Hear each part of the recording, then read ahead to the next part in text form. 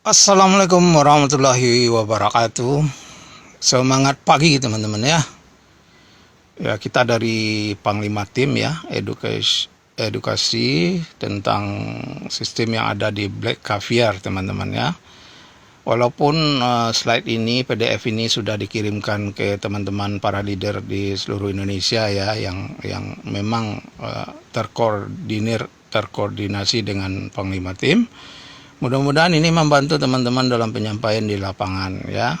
Cara bagaimana kita dalam penyampaian, sikap kita terhadap bisnis ini. Mudah-mudahan bisnis ini bisa jangka panjang, membantu kehidupan keluarga kita, perubahan di ekonomi keluarga kita, dan mudah-mudahan ini niat baik owner kita sangat kita dukung ya teman-teman. Oke teman-teman, selamat datang di Black Caviar. Oke, kita lanjutkan slide-nya. Nah, di halaman pertama itu tertera sekali teman-teman. Sudahkah Anda ngemil hari ini? Ya. Jadi manusia tak luput dari makan ya teman-teman. Kadang-kadang ingin makan tapi tidak mau makan berat-berat ya. Siapa yang sanggup makan 5 kali, 6 kali, 7 kali sehari? Kan nggak mungkin ya. Nah, itu sebabnya dibutuhkan juga ngemil. Makanya kita, karena orientasi kita berbisnis ngemil atau cemilan, basreng, maka kita mempertanyakan ini gitu loh. Jadi setiap orang kita bisa diajak gitu. Baik teman-teman, saudara, kerabat, tetangga, atau yang lainnya. Cuman sedikit ini tagline-nya. Sudahkah Anda ngemil? Nah, maksud lo? Nah, kan itu pertanyaannya. Nah, kalau belum, kalau teman-teman lagi prospek atau berkunjung, atau orang mengunjungi Anda di rumah, keluarkan produk Black Caviar Anda, maka terciptalah sirkulasi untuk melakukan bisnis ya. Oke, di slide berikutnya, menguak kebiasaan dan tren ngemil orang Indonesia. Nah, ini berdasarkan hasil survei State of Snacking dari Modeles Internasional. Nah, ini bukan kita, bukan kata owner, bukan kata saya, bukan kata founder ya. Nah, kita lihat. Yang pertama, lebih banyak mengonsumsi cemilan daripada makanan berat. Barusan saya singgung teman-teman. Nah, mungkin orang makan 5 kali, 7 kali sehari ya. Sebanyak 77%, 18% lebih tinggi dari kata-kata global, lebih memilih mengkonsumsi makanan ringan lebih sering di sepanjang hari daripada sesekali mengkonsumsi makanan berat. Bahkan 53% mengatakan bahwa mereka tidak memiliki waktu lagi untuk makan makanan berat. Ya, sebagian orang sudah menimbang berat badannya dan konsumsinya teman-teman. Lebih bahaya sekali kalau kita terkena serangan gula basah atau diabetes ya. Itu ditimbang ya. Pengalaman ya, almarhum ibu saya itu dulunya menderita diabetes ya. Nah, itu makannya aja ditimbang teman-teman. Nah, itulah. Nah, jangan kita itu makan itu harus makanan yang berat terus enggak mungkin gitu. Nah, ini hasil survei ya. Nah, yang kedua, cenderung mengonsumsi cemilan di pagi hari. Nah, iya, karena kebutuhan tubuh kita itu waktu istirahat dia bekerja teman-teman. Beda dengan mesin. Mesin apabila dinyalakan dulu baru bekerja gitu loh. Kalau tubuh kita enggak, waktu istirahat itulah bekerja. Maka pagi-pagi itu cenderung mengonsumsi cemilan di pagi hari. Baik itu namanya sarapan ya. Survei menemukan bahwa masyarakat Indonesia cenderung mengonsumsi cemilan di pagi hari, lebih pagi di antara negara-negara lainnya, yakni di antara makan pagi dan makan siang. Nah, ini waktunya kan lumayan panjang nih teman-teman. Kalau kita sarapan jam 7 dalam jam 8, nah antara jam 8 sampai jam 12 maksi makan siang, itu kan panjang teman-teman. Nggak mungkin orang makan lagi jam 9 ya, makan lagi jam 10, nggak mungkin. Nah, itulah pentingnya cemilan. Nah, pasar inilah yang diambil oleh black caviar, teman-teman. Oke. Yang ketiga, cemilan diperlukan untuk memenuhi kebutuhan emosional dan mental. Nah, ini penting teman-teman ya. Jadi jangan asal nyemil gitu. Ternyata masyarakat Indonesia memerlukan nyemil untuk kebutuhan mental dan emosional dibanding sekedar mengenyangkan perut.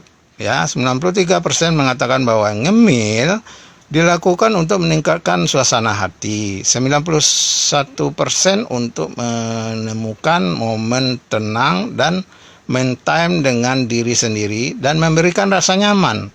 Sementara hanya 84% responden yang mengatakan ngemil diperlukan untuk memberikan asupan untuk tubuh.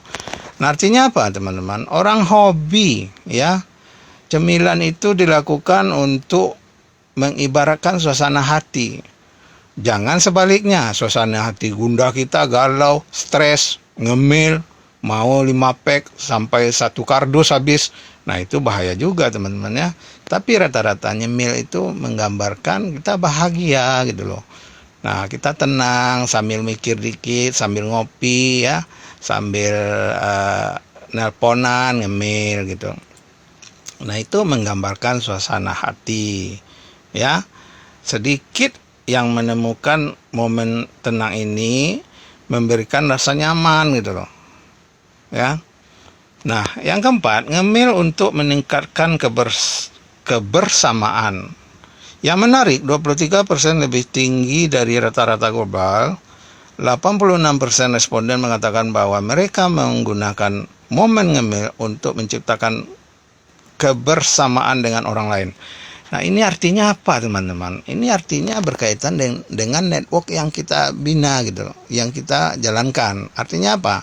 Dengan ngemil kita bisa ngajak orang ya. Dengan ngemil kita bisa menambah persaudaraan. Contohnya, kemasan eksklusif yang ada di Black Caviar, teman, itu tidak malu-maluin untuk menjadikan itu sebagai oleh-oleh ya, sebagai buah tangan. Ya, kita berkunjung ke tempat saudara ya, bawa, siapa tahu anak-anaknya suka ya, sambil ngemil atau sambil ngobrol keluarkan cemilan. Nah, ini maksudnya ya, menciptakan kebersamaan dengan orang lain gitu loh.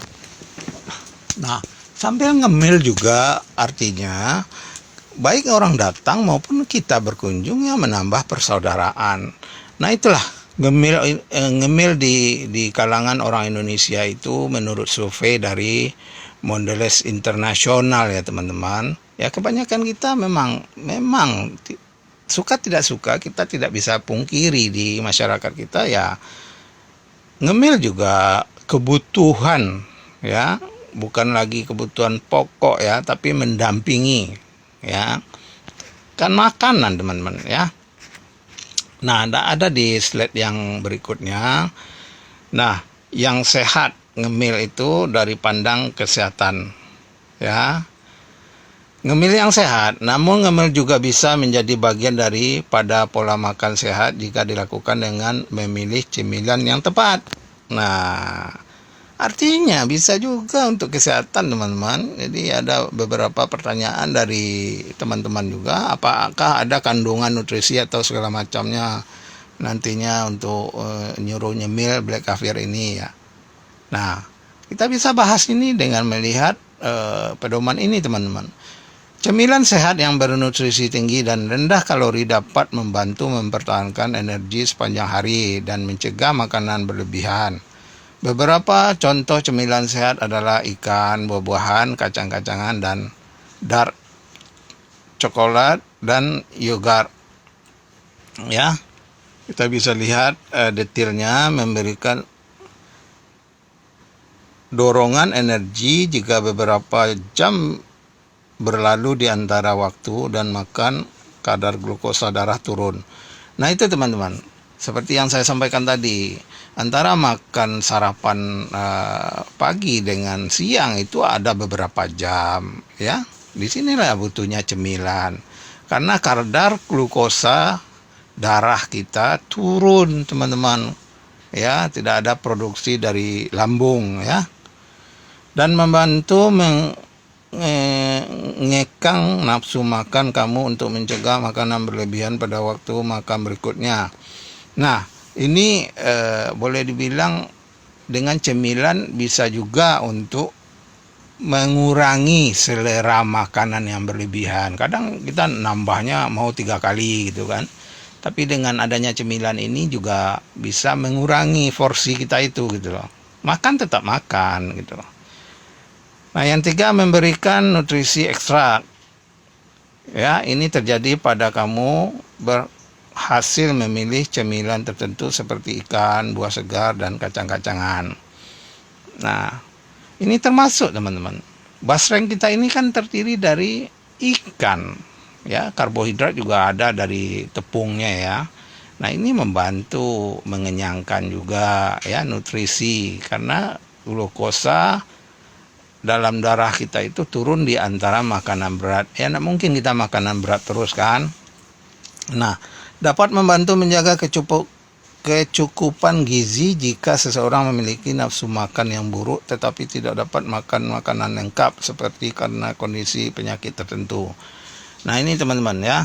Jadi kadang-kadang cemilan itu dibutuhkan kalau dokter atau mentor konsultannya melarang untuk makan makanan misalnya seperti yang saya sampaikan tadi, kelebihan karbohidrat ya, makan nasi terus sampai nasinya harus ditimbang.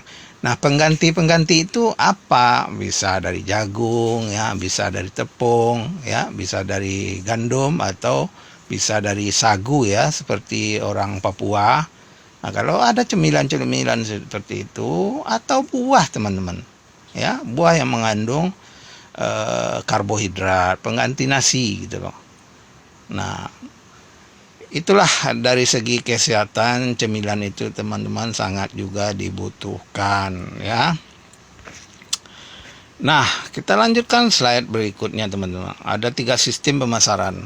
Nah, saya tekankan kepada teman-teman, semua apapun kegiatan bisnis yang dilakukan itu tak lepas dari network teman-teman. Nah, itu intinya teman-teman. Jadi kita harus mengkaji apa itu network ya. Tidak mungkin kita mengkaji pemasaran yang ada tanpa kita mengedukasi bagaimana itu network sesungguhnya. Kenapa saya sebutkan tidak lepas dari network? Ya, seperti halnya 3 sistem pemasaran yang ada di dunia ini. Ini sudah baku teman-teman ya. Ada offline marketing namanya ya. Offline marketing semua strategi yang dilakukan di luar dunia digital. Berarti tidak menggunakan teknologi online ya. Mencakup segala metode tradisional untuk menjangkau dan berinteraksi dengan pelanggan. Contoh toko, warung, mall, event, pameran, dan billboard.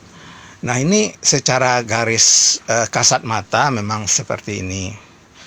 Bagaimanapun teman-teman, ini juga network teman-teman. Barang-barang konvensional ini seperti halnya Indomie misalnya, itu kan dari pabriknya ada distribusinya, distributornya ya teman-teman. Nah, itu kan network. Bagaimanapun tak lepas, tapi tidak menggunakan online system. Nah, itulah yang namanya marketing konvensional gitu loh. Nah, ada lagi multi level marketing. Nah, ini mengadopsi keduanya teman-teman. Multi-level marketing adalah metode bisnis di mana perusahaan menjual produk melalui jaringan distributor yang saling merekrut, ya, seperti MW, Herbalife, Tupperware, Oriflame. Nah, itu multi-level. Banyak lagi multi-level sekarang ini, multi-level marketing. Nah, ini sebetulnya mengadopsi keduanya dan terang-terangan menyatakan online juga, offline juga. Itu adanya edukasi di sana, adanya peringkat-peringkat. Tetapi di multi level itu selalu identik dengan regulasi yang ada, ya, terkekang dengan regulasi yang ada. Artinya apa? Paling tidak mengeluarkan bonus itu mereka meng-up harga gitu. Ya, bisa 4 atau 5 kali lipat gitu kan. Jadi tidak sesuai standarnya. Ya. Apalagi kalau ada barang yang sejenis dijual orang online. Nah, ini akan tergerus dengan sendirinya MLM tersebut gitulah. Nah, yang kedua, di MLM itu terkekang, terkungkung oleh regulasi yang ada. Tidak boleh beredar di marketplace atau di online marketing lainnya, karena dia harus melalui sentralisasi dari perusahaannya gitu. Hanya member yang bisa belanja gitu. Nah, kalau terjadi di online bukan lagi MLM, produk MLM namanya. Nah, harus ada juga safety-nya atau security-nya gitu loh. Nah, yang ketiga yang menurut analisa 3 sistem pemasaran di dunia ini adalah online marketing, murni pure online marketing, ya. Nah, online marketing meliputi suatu strategi yang dilakukan melalui internet untuk menjangkau dan berinteraksi dengan pelanggan. Nah, ini metode yang semakin sering populer berkembang teknologi. Contoh Amazon, Alibaba, Tokopedia, dan media sosial, Shopee, dan lain-lain. Nah, ini teman-teman, secara garis besar 3 sistem ini memang secara kasat mata itu pembagiannya memang murni dijalankan baik itu online dan offline, ya. Tetapi ketiga-tiganya ada terkandung network, teman-teman, ya. Nah, kalau online sistem marketing biasanya tidak ada networknya, ya. Biasanya hanya affiliate, ya. Artinya mengajak orang 1, 2 lah, level 1, level 2, paling banter level 3, ya. Online marketing seperti asuransi juga ada, ya. Nah, tapi tidak ada harganya seperti yang ada di pasaran. Beli mie kita di toko-toko sebelah, beli mie di online juga sama. Malah ada promo-promonya di online. Nah, itulah menariknya kita belanja di online. Nah, ada kombinasi antara pemasaran-pemasaran di dunia gitu, teman-teman. Jadi tidak murni ortodok monoton seperti 3 sistem yang ada ini gitu loh. Contohnya di offline atau konvensional juga sudah mulai sekarang ini konvensional yang networknya gitu. Artinya tidak tertutup kemungkinan dia pakai online juga.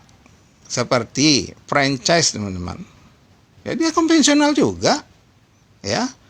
Seperti KFC, konvensional tapi sudah mulai menggunakan network gitulah. Ada fee yang dibayar gitu. Jadi network itu harus dikaji dulu, teman-teman, ya. Bagaimana membangun networknya, bagaimana hubungan network timbal baliknya, di situ terkandung jabatan dan tugas-tugas fungsi masing-masing. Kalau networknya tidak jalan, ya nggak bakalan jalan. Nggak mungkin kita ngajak-ngajak orang terus, teman-teman, ya. Multi level begitu juga, ya. Dia tetap menggunakan offline, ya, walaupun sudah mulai online, ya. Tapi kendalanya kita sudah sampaikan tadi.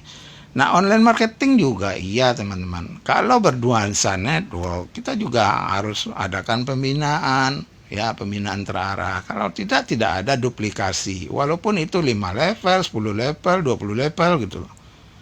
Ya, tidak akan jalan levelnya kalau tidak ada edukasi dan pembinaan. Nah, ini dibutuhkan juga tenaga profesional yang bisa mengelolanya gitu loh.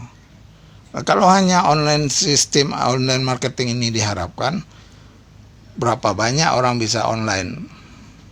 Malah orang kadang-kadang untuk bersosial media itu malas. Malah kadang-kadang omset itu tercipta dari chemistry, teman-teman. Chemistry antara satu leader, chemistry dalam satu tim. Dia ikut termotivasi melihat upline-nya. Nah, itu network, teman-teman. Nggak bisa diandalkan hanya sebatas online marketing saja, ya, seperti di Shopee atau gimana. Nah, beda. Kita kan punya platform tertentu, ya. Itulah mungkin bisa menambah teman-teman untuk dalam penyampaian di lapangan, ya. Kita lihat slide berikutnya, teman-teman. Ya, mengapa online marketing? Nah, ini baru kita bahas, ya. Menjangkau luas, internet memungkinkan bisnis untuk menjangkau audiens global dan tidak terbatas pada lokasi fisik. Artinya apa, teman-teman? Beda dengan konvensional. Rata-rata konvensional hanya di kelurahan itu, ya, toko kita hanya penghuninya atau yang belanja hanya di kelurahan atau kecamatan itu. Nah, mungkin antar provinsi, antar kota yang belanja ke tempat kita. Nah, itu digunakanlah internet, ya. Bisa kita buka toko di sini, orang belanja dari Aceh misalnya. Nah, itu jangkauannya luas, teman-teman. Biaya efektif, banyak metode pemasaran online seperti media dan SEO bisa lebih murah dibanding dengan pemasaran tradisional. Nah, ini jelas, ya. Jadi kita bisa rebahan di rumah atau sambil cemilan di rumah atau tiduran, ya. Biaya efektif, tidak perlu adanya tabel talk, ya, tidak perlu acara-acara. Itu online marketing, ya. Targetnya yang tepat, analisa analitik dan platform iklan online memungkinkan bisnis untuk menargetkan audiens yang spesifik berdasarkan demografi, minat, dan perilaku. Nah, ini juga ada seperti di Facebook, ya, ADS namanya, teman-teman, ya, seperti di Facebook atau TikTok, teman-teman, ya. Jadi audiensnya itu jelas. Nah, mungkin kita menjual baju untuk anak-anak, pasar anak-anak juga ada, ya. Interaksi langsung, pemasaran online memungkinkan interaksi langsung dengan konsumen melalui komentar, pesan, dan platform sosial, membangun hubungan yang erat, yang lebih kuat. Nah, ini interaksi langsung ini seperti aplikasi-aplikasi yang ada siaran langsung, ya, live atau realnya, ya, teman-teman, bisa interaksi. Ya, artinya sama juga kita berkunjung ke rumah masing-masing, ya, door to door. Itulah ibaratnya dunia dalam genggaman. Data dan analitik bisnis dapat mengumpulkan dan menganalisir untuk memahami perilaku konsumen dan mengoptimalkan strategi pemasaran mereka. Jadi produk yang dimunculkan itu bisa dianalisa kebutuhan konsumennya apa, ya, omset yang untuk bisa diraih apa. Nah, inilah jelinya seorang owner, ya, teman-teman, melihat pasar ini. Kenapa dilakukan itu online marketing? Fleksibilitas, ya, fleksibel, ya. Ya, pemasaran online memungkinkan menguji dan menyesuaikan kampanye secara real, memberikan respon cepat terhadap tren dan kebutuhan pasar. Dan aksesibilitas dengan meningkatkannya menggunakan perangkat mobil, konsumen dapat diakses kapan saja dan di mana saja, meningkatkan peluang konversi. Nah, artinya dengan potensi-potensi yang ada, ya, baik itu sarana PC, ya, sarana online yang ada atau aplikasi, ya, dengan mendownload, itu adalah sarana-sarana untuk menggunakan online marketing ini, ya. Nah, ini yang kita kupas tadi tentang online marketing. Ini secara murni online marketing. Tapi bagaimana hubungannya online marketing dengan network? Nah, ada dua sisi, teman-teman. Oke, tidak butuh tabel talk, tidak butuh ini. Itu kalau online sistemnya. Tapi kalau membangun network, ini butuh, teman-teman. Bagaimanapun omset tercipta, duplikasi tercipta, itu adanya pendekatan emosional, ya, kedekatan, ya, dengan adanya interaksi, ya, baik itu menggunakan WA atau manapun, ya, itu adanya chemistry, ya. Itulah network yang kita bangun adalah manusia, teman-teman. Kalau hanya sebatas online marketing saja, kita nggak tahu siapa lu siapa gua gitu loh, nggak ada chemistry, saling mendatangi, saling mengunjungi walaupun satu daerah atau antar provinsi, itu lama kelamaan tergerus juga, teman-teman, ya, dengan adanya persaingan. Ya, kita nggak mungkin ngajak orang terus gitu kan tanpa pembinaan. Oh, pembinaan nanti dimasukkan ke dalam sekolahan. Ya, kalau orang mengikuti, teman-teman. Kadang orang ini untuk ikut Zoom aja dipaksa, ya, diberi embel-embel bonus segala macam, orang nggak mau juga. Dari 1.000 orang anggota member kita, berapa orang yang masuk Zoom gitu, berapa orang yang masuk edukasi. Nah, ini perlu juga karena kita mengandung nilai-nilai networking, teman-teman ya. Beda kalau murni online marketing seperti Shopee, ya enggak ada. Sedangkan Shopee juga sudah mulai offline, teman-teman. Ada edukasinya juga, udah mulai, teman-teman. Ya, karena dia menjaga pasarnya. Nah, itu tetap dilakukan ya. Kita juga menghargai siapa penggerak-penggerak, leader-leader utama. Dan malah kita tidak boleh juga mengesampingkan leader-leader yang memang notabene bisa pengarah massa gitu loh, mempunyai kapal gitu loh kan. Jadi tidak baik juga mengatakan tanpa leader pun ini akan bisa jalan. Nah, itu untuk online marketing oke, penjualan online-nya. Tapi kalau berkaitan dengan pembinaan, ini wajib ya. Saya tekankan ini wajib. Nah, portofolio tentang Pandawa. Nah, kenapa ini ditayangkan? Inilah cikal bakal akar dari tercetusnya ide Black Caviar, teman-teman, menjadi network, di networkan. Kalau mereka sudah terjun dengan brand Pandawa dulunya, orderan-orderan ya, ini sudah berdatangan ya, yang saya sebutkan tadi melalui sistem internet atau sistem online gitu ya. Nah, lihat afiliasinya 14.621 ya, berapa pesanannya 3.000 sekian. Nah, di sini owner Pandawa dengan owner Black Caviar ini sama, pabrikannya sama, pengolahannya sama, pengirimannya juga sama. Nah, ini untuk mencapai membantu teman-teman di jaringan juga yang sudah notabene kalah perang ya, kalah sana sini, tidak jadi-jadi ya. Artinya memperluas pasar baik dari Aceh sampai ke Papua ini, tidak hanya mengandalkan pemasaran online ya. Itulah tujuan utama dari owner ya, ingin menjadikan ini network. Nah, artinya dua hal yang berbeda apa yang saya sampaikan tadi, baik itu marketing online dan apa itu network. Nah, kalau marketing online, owner ini sudah menjalankan secara murni pure online, tapi sekarang diangkat gabungan network. Artinya ada sisi networknya juga yang harus dibangun, dibina ya. Nah, itu teman-teman, kalau bukti sudah nampak, ini bukan hanya perusahaan ini untuk melihatkan perusahaan fiktif ya, tapi sudah dilakukan. Tapi bagaimana membangun networknya ini butuh energi lagi nih, tantangan bagi owner gitu loh. Nah, itu teman-teman ya. Kita lanjutkan tentang kami ya, Black Caviar Premium Snack. Apa itu Black Caviar? Premium snack khas Sunda yang dibuat olahan bakso ikan yang diiris tipis kemudian digoreng. Basreng namanya. Nah, ini logikanya sudah umum ya. Basreng yang ada diproduksi oleh masyarakat Sunda. Nah, mungkin juga produksi basreng diakui oleh Papua ya.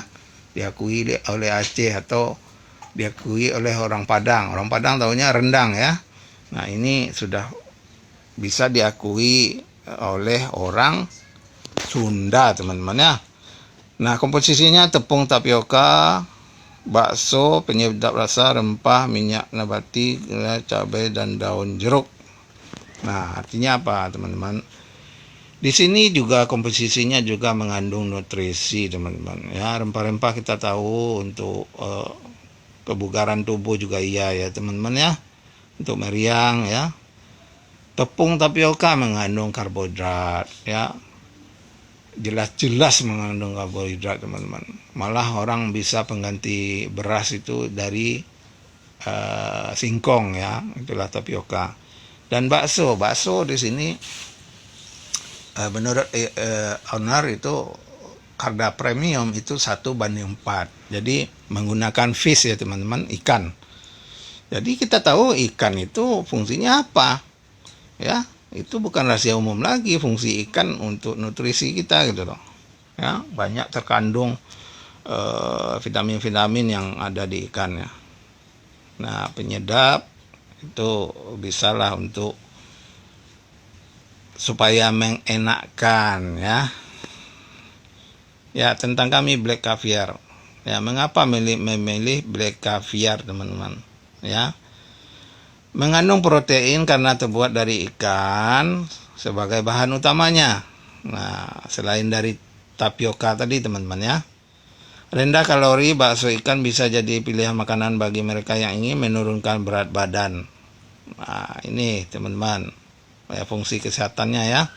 Mudah dibawa karena kemasannya sangat eksklusif. Nah, juga ini kita nak malu-maluin tampangnya, berkunjung atau buka di kafe pun nggak masalah ya, selagi kafe itu tidak melarang ada produk lain masuk ya. Sangat cocok dinikmati ketika berkumpul bersama teman-teman atau dijadikan oleh-oleh. Nah, ini kita udah bahas tadi ya. Membuka peluang penghasilan yang sangat besar bagi Anda dengan sistem yang sangat luar biasa. Nah, itu teman-teman, apakah yang ditawarkan dengan networknya, kita nanti bisa bahas secara detail, baik itu baru join, how to start-nya, bagaimana memulainya, dan apa goal setting kita teman-teman ya. Nah, teman-teman, untuk itu jelas-jelas perusahaan ini membuat moto tagline ya, ngemil dapat duit. Ya, bukan hanya sekedar ngemil pun bisa dibeli di Indomaret, ya udah selesai, dibeli di marketplace selesai. Tapi bagaimana menghasilkan duit di sini? Nah, ini tagline-nya menarik sekali teman-teman ya, sangat membina, sangat untuk jadi bahan magnet bagi teman-teman, magnet rezeki teman-teman ya. Nah, itulah tentang bagaimana mengelola, bagaimana teknis, bagaimana dalam penyampaian materi-materi khusus tentang black caviar ini teman-teman, baik tentang owner perusahaan ya, dan tentang bagaimana menjalankannya. Oke teman-teman, untuk video kali ini saya cukupkan sekian dulu. Nanti kita akan membahas secara detail bagaimana sistem yang ada dan tujuan kita serta target goal setting kita ke depannya. Mudah-mudahan ini bermanfaat bagi teman-teman. Saya ucapkan Assalamualaikum warahmatullahi wabarakatuh.